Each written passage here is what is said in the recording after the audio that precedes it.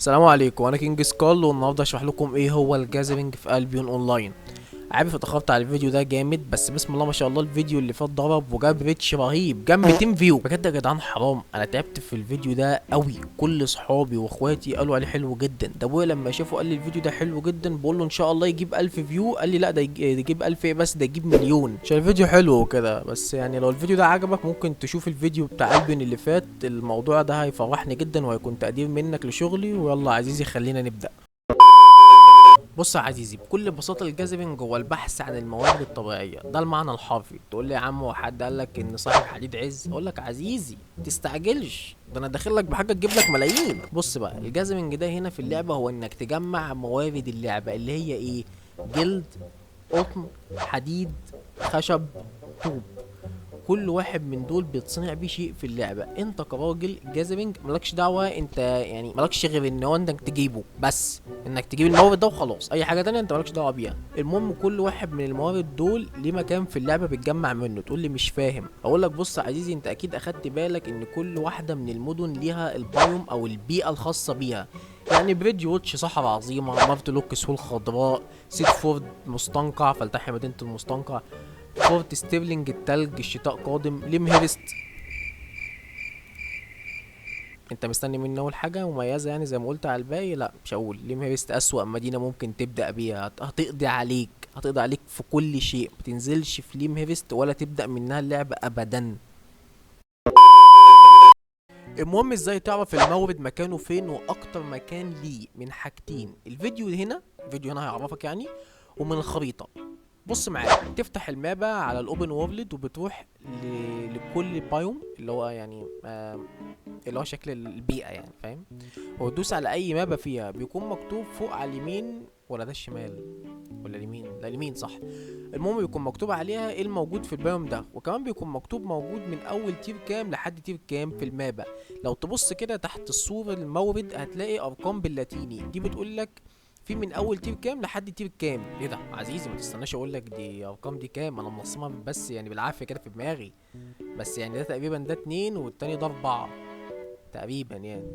موجود في دي من اول تير اتنين لحد تير اربعة بالمعنى. واكتر مورد موجود في المابا هو اللي بيتحط على الشمال، اول حاجة على الشمال، ده اكتر مورد موجود في المابا. انت دلوقتي فهمت ايه هو الجاذبنج واماكن تجميعه تعرفها ازاي. بس برضك هقولك على السريع دلوقتي: بريدج ووتش جلد وقطن، مارت لوك طوب وحديد، سيدفورد جلد وقطن، فورت ستيرلينج قطن وحديد، ليم هيرست خشب.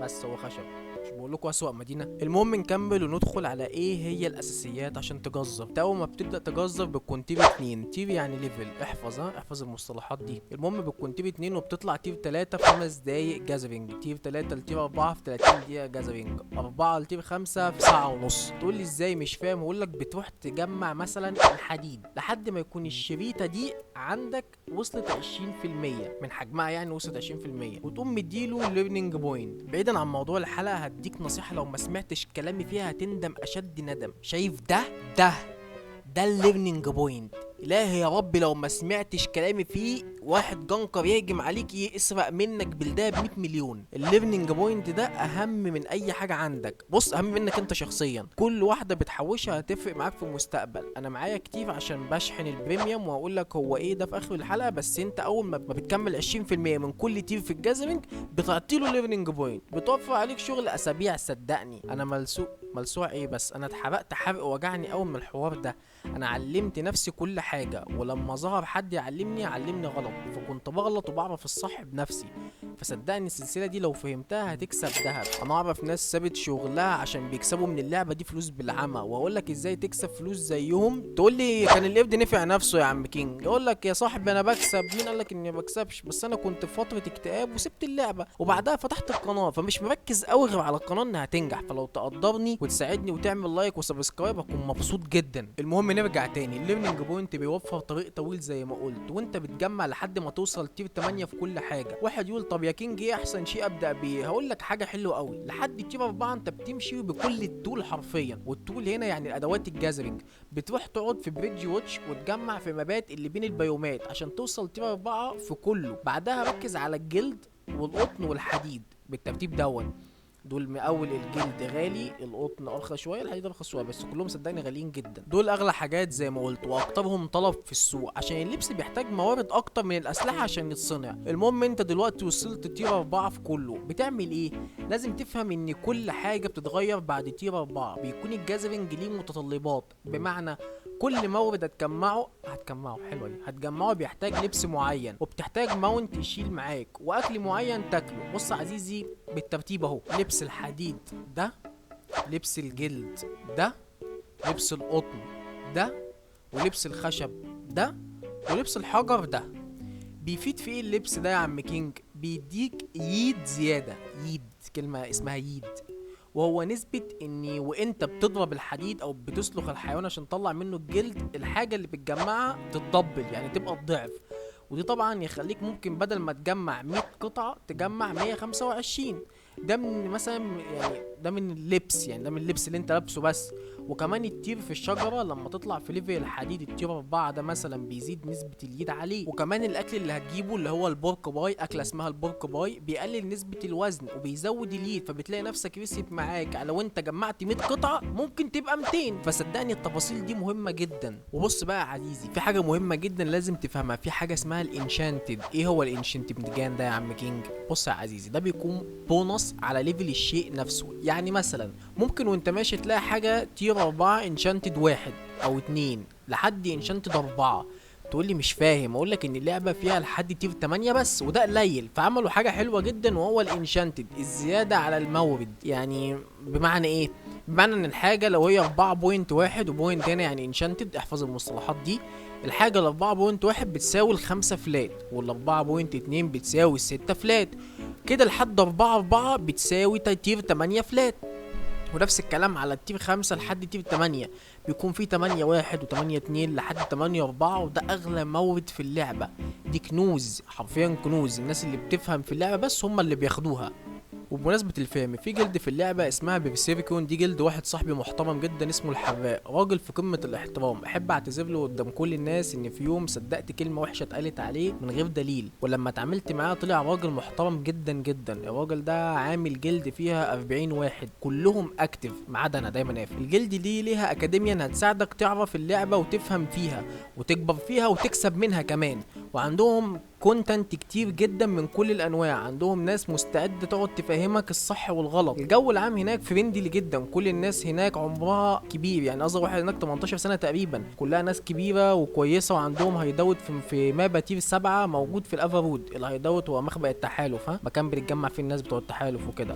وعندهم سيرفر فيه 400 واحد، بشوف ساعات منهم 100 وساعات 60 واحد اكتف. هسيب لكم الديسكورد في اول تعليق، اعملوا ريجستر هناك وان شاء الله يقبلوكم. وانت طبعا مش هتفضل تجمع في السيف زون طول عمرك اللي هو الازرق والاصفر، يعني لا، انت هتروح البلاك زون، ومحتاج ماونت اللي هو حاجه تركب عليها يعني وتبقى كويسه تعرف تشيل كل حاجه عليها. في ناس كتير هتقول لك خد الخنزير اللي هو الوايلد بور ده، عشان لو انت راكب عليه او مش راكب عليه هو كده كده هيشيل 905 كيلو المفروض يشيلهم. بس انا بقول لك لا، انت تاخد حاجه اسمها رام اللي هو اللي شبه الكبش ده، بيشيل اكتر وهيلثه اكتر والارمور بتاعه اقوى.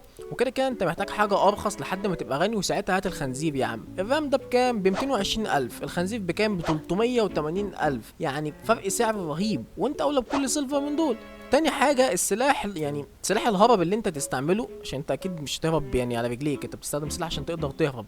انصحك بالبلاد ليتر، وفي الناحية التانية ايدك التانية يعني امسك فيها ميست كولر، وهتظبطه مع السكيلات دي.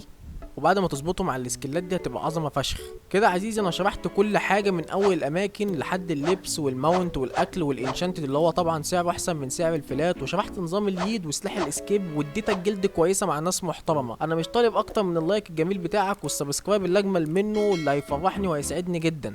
تعال اقول لك بقى ايه هو البريميوم. البريميوم هو انك بتكون مميز، حته تقيله في البلد يعني. وهو بيديك كالاتي: 30 ليرنينج بوينت كل يوم بدل 10، بيديك 10,000 فوكس، ده هشرحه بعدين في فيديوهات الكرافت. بيديك 50% فيم ازيد على كل حاجه، والفيم هو الاكس بي بس غيروا اسمه هنا يعني، وهشرحه برضك مع البي في اي والبي في بي وكده. وطبعا بيديك جزيره زي دي، بس انا كسبت صايف عليها مبالغ عشان تبقى بالحلاوه والجمال ده. وبيديك 50% سيلفر ازيد من الموبس وكمان من الشيستات. بيديك تخفيضات 50% على التاكس اللي بياخده منك الماركت عشان تحط حاجه عنده. يعني لو الماركت هتحط عنده سلاح ب 100,000، هو بياخد 10,000 تاكس عليه. لا، بالبريميوم هياخد 5000 بس. وده بالنسبه لك مهم. البريميوم سهل يعني بتجمع 20 مليون وبتشحنه، او بتدفع $15 وده سعر طبعا يعني اياك تعمل كده. هو جمع 20 مليون وصدقني البريميوم هيجيبهم لك تاني. والبريميوم بيتشحن كل شهر على فكره، ها، كل شهر مطلوب منك 20 مليون، وانت لو سمعت كلامي صدقني هتجيبهم بالساهل.